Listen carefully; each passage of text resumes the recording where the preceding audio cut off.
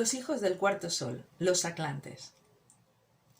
Cuenta una profecía que el mal del mundo es tan grande que ya llegó hasta el cielo. Babilonia la Grande, la madre de todas las fornicaciones y abominaciones de la tierra, será destruida, y de toda esta perversa civilización de víboras no quedará piedra sobre piedra.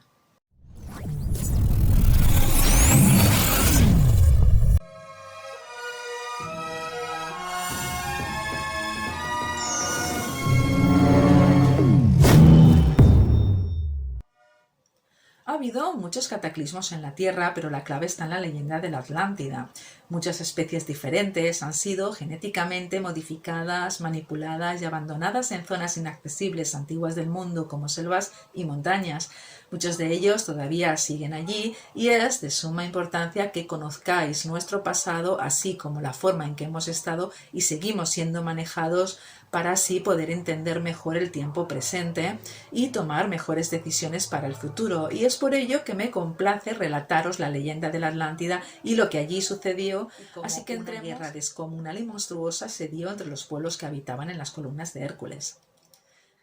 Hoy en día, si el mundo tiene algún conocimiento sobre la Atlántida, ha sido gracias al filósofo griego Platón, que a través de los diálogos de Critias fue el primero en hacer referencia a una leyenda de la antigüedad en la que se menciona un reino mitológico situado en una isla o península llamada Atlántida. Según el relato de Platón, Critias había escuchado esta historia de su abuelo, que a su vez la había oído del político ateniense Solón, y a este último se le habían transferido los sacerdotes egipcios de la ciudad de Sais, la tierra de los faraones situada en el delta del Nilo, en Egipto. Hoy en día, el planeta en el que nos encontramos se le conoce como la Nueva Atlántida, y sus opresores, por llamarles de alguna forma, saben perfectamente que alterando la historia tienen total dominio sobre sus habitantes, y es por eso por lo que los seres humanos viven anestesiados sin ser conscientes de que desde el principio de los tiempos han sido manejados y sometidos. En primer lugar, y antes de que entréis en pánico, veo necesario añadir que a la raza humana se le está ofreciendo una nueva oportunidad de rectificar y escoger. Y aunque con algunas ventajas, ya que, por una parte, la cantidad de millones de seres humanos que pueblan hoy el planeta es mucho más elevada que la de entonces, y la cantidad de luz que estamos recibiendo desde el centro galáctico hacen a todos los seres que moran en él inevitablemente mucho más conscientes. Como ya habréis escuchado, el diluvio ocurrió aproximadamente a la mitad de un año galáctico, y ahora estamos completando un nuevo ciclo alrededor del zodiaco, y aunque las energías ya eran fuertes en el momento de la Atlántida, son mucho más intensas en el presente. Debéis saber que la ignorancia e indiferencia que domina en el planeta por parte del ser denominado humano puede ser la causante de que todo acabe con una nueva catástrofe mucho más aterradora aún que la anterior. Pero, por otro lado, la gran cantidad de seres que ya están siendo conscientes de los planes de sus perversos captores pueden ayudar a su vez a terminar de una vez por todas con esta esclavitud. Como veis, la historia se repite en una rueda sin fin. Sin embargo, esto no impedirá que los oscuros nos destruyan, ya que hemos llegado al punto en que el tipo de final que se va a dar va a depender exclusivamente de nosotros y de cuándo queramos dar por terminado el juego. Así que hay mucha confusión sobre quién estaba a cargo de la Atlántida en aquel periodo, y dado que historiadores, estudiosos y arqueólogos de todos los tiempos han deseado descifrar el misterio de la Atlántida, lo que os puedo contar es que cuando las matriarcas construyeron los templos, el planeta Venus tenía vital importancia tanto para los atlantes como para los lemurianos. Ea es calificado como Lucifer por muchos. De hecho, en la Biblia se le nombra como la estrella de la mañana, que es otro nombre para Venus, y este planeta también adquiere suma importancia espiritual en culturas indígenas de América del Norte y del Sur. En todas las épocas y periodos de la historia de la humanidad se han dejado escritos en los que se cuentan hechos muchas veces entendidos como mitos y leyendas, otras como testimonios y revelaciones, y en ellos vemos cómo describen la rebelión de Lucifer y sus ángeles Pléyades, que se produjo mucho antes de que el planeta Tierra fuera conocido como lo que entendemos ahora. En escritos sumerios se pueden nombrar como Ea o Enki lo que en otros textos es Lucifer, mientras en Lil es Satanás, y tanto uno como otro tenían sus admiradores y partidarios, y ellos eran los que hoy conocemos como ángeles caídos. Estos fueron los 200 ángeles caídos, los vigilantes, que se mencionan en el libro de Enoch. que llegaron como hermosos ángeles masculinos irresistibles para muchas mujeres humanas a las que sedujeron para tener sexo con ellos. Los descendientes de estos se convirtieron en los nefilins bíblicos y se extendieron a lo largo del mundo, estableciéndose tanto en Mu como en la Atlántida, aproximadamente al mismo tiempo. Se cuenta que los lemurianos eran protectores y guardianes de Gaia, que también es un ser vivo con alma en evolución, y en innumerables ocasiones habían avisado a los atlantes de no hacer experimentos genéticos con la estirpe de la Tierra o a utilizar armas nucleares, pero al contrario que los lemurianos, que habían elegido la espiritualidad y la naturaleza, comandados y dirigidos por reinas y chamanes en una sociedad matriarcal, los atlantes eligieron la tecnología y fueron gobernados por reyes. De acuerdo a la ley, aquel que heredara el trono de uno de los reinos de la Atlántida sería el primogénito de la línea más pura de sangre aria en aquel momento.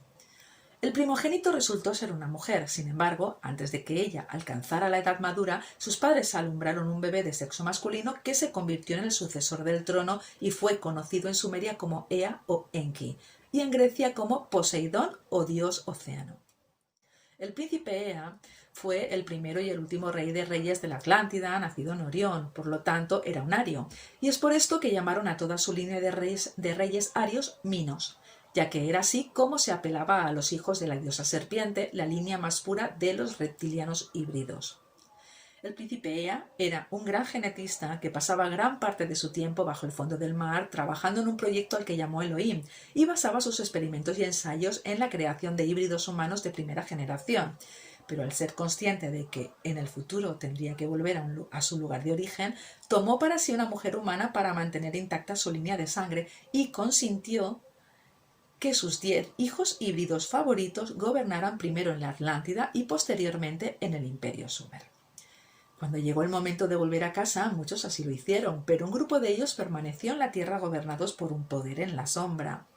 En un principio, en la Atlántida, aunque reinaba un sistema patriarcal, Ea consentía y aprobaba que los humanos que poseían el fuego de la diosa practicaran el chamanismo, y así en el astral lograban sintonizar con su vibración para ganar poder a costa del esfuerzo de los humanos. Pero llegó un momento en que esta práctica se convirtió en adoración.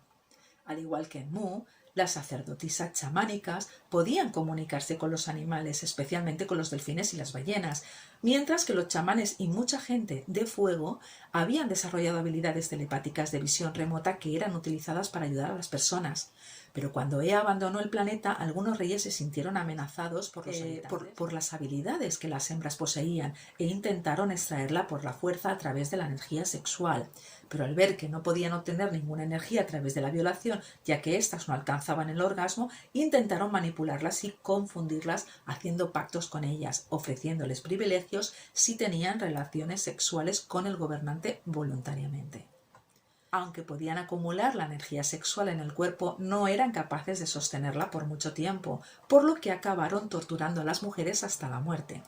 así como a utilizarlas en rituales de magia negra, ya que al incluir a la víctima a tan alto estado de estrés y terror, el cuerpo segrega una sustancia llamada de la oxidación de la adrenalina, que al ingerir este psicotrópico se experimentaba una sensación similar, aunque algo superior, al consumo de mescalina, lo que produce enormes picos de euforia y potencia para acceder a reinos que de otro modo no podían alcanzar, ya que según ellos, al beber la sangre con la adrenalina de la víctima, bebían la sangre de la diosa. Por este mismo motivo, se generaron a su vez todo tipo de guerras, violencia y el mal uso de la energía, tanto sexual como tecnológica.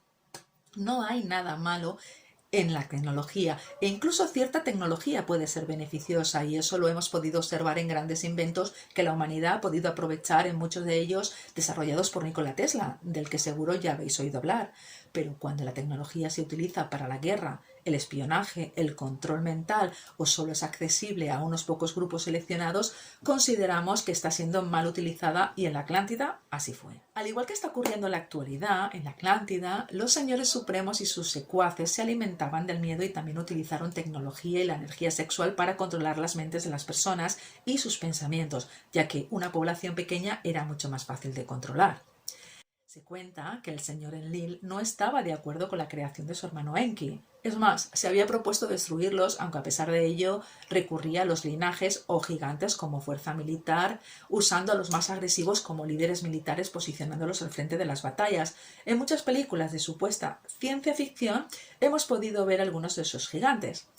Estas criaturas eran tan impredecibles y tan poco fiables que nunca podías dormir tranquilo, y aunque algunos de ellos tenían buenas relaciones con la estirpe humana, otros se hicieron caníbales. Se comenzó a poner híbridos humanos pura sangre para que gobernaran cada sitio estratégico, pero el problema es que comenzaron a crear gente ignorante para así poder manipular al pueblo llevándolos de miedo. Los sacerdotes inventaban historias sobre los peligros que existían en el bosque y cuentos sobre monstruos o fuerzas invisibles que devoraban personas. Poco a poco la gente se fue tornando supersticiosa y dejaron el poder al sacerdocio, convirtiéndolos en los protectores del mal. Las guerras y las conquistas extendieron los 10 reinos del Imperio Atlántico, y los sirios comenzaron a alimentarse cada vez más de las vibraciones del miedo, utilizando al sacerdocio para su interés, haciéndoles sentir importantes y alimentando cada vez más su ego. Parte de Egipto y Europa occidental también fueron conquistados y por todas partes se realizaban horribles rituales como muestra de su poder. Algunas personas se rindieron convirtiéndose en parte de la Atlántida, otras fueron expulsadas, muchas asesinadas y cuantiosos pueblos conquistados acabaron como esclavos de los reyes atlantes.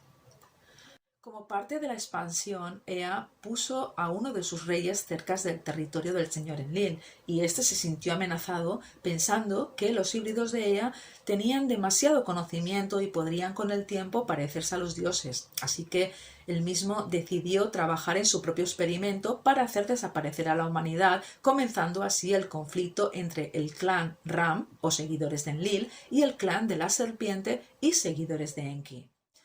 Enlil pretendía usar a la humanidad como soldados para así dejar que se destruyeran entre sí. Ea, por el contrario, deseaba restablecer la paz entre los clanes para salvar a sus creaciones. En ese momento era Marduk, el hijo de Ea, quien reinaba en Babilonia. Era sirio por parte de madre y ario por su padre, y mucho más agresivo que su padre. Comenzaron a pelear con más brutalidad. Mientras tanto, para Enlil, la humanidad se estaba convirtiendo en un veneno contaminando el planeta con su rápida reproducción, ya que a pesar de las guerras no conseguían matar suficientes humanos como para poner fin al experimento.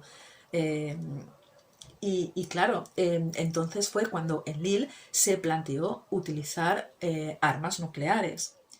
En medio de todo este conflicto, un híbrido humano se convirtió en uno de los favoritos de Ea. Su nombre era Utnapishtim, más conocido por vosotros como Noé, y trató de convencer a la gente que dejara de adorar a los dioses y se ocuparan de sus propias vidas, ya que Ea les había enseñado a ser autosuficientes. Pero en este momento la tecnología ya había alcanzado su punto máximo en el extenso Imperio Atlante, y la exploración del interior de la Tierra les llevó a encontrarse con seres que residían en grandiosas ciudades subterráneas formadas por un inmenso sistema de túneles y enormes cavernas que habían sobrevivido a anteriores experimentos. Los habitantes de los mundos subterráneos eran pacíficos y se consideraban a sí mismos herederos en su mundo. Pero los atlantes usaron la fuerza y fue cuando estalló la guerra. En medio de todo este desbarajuste, los astrónomos anunciaron e informaron a Enlil que debían evacuar lo antes posible, ya que un gran planeta se acercaba rápidamente al sistema solar y haría que la capa de hielo de los poros se derritiera, produciendo grandes desastres naturales y grandes partes del mundo quedarían inundadas. Mientras los científicos de Ea buscaban soluciones a la catástrofe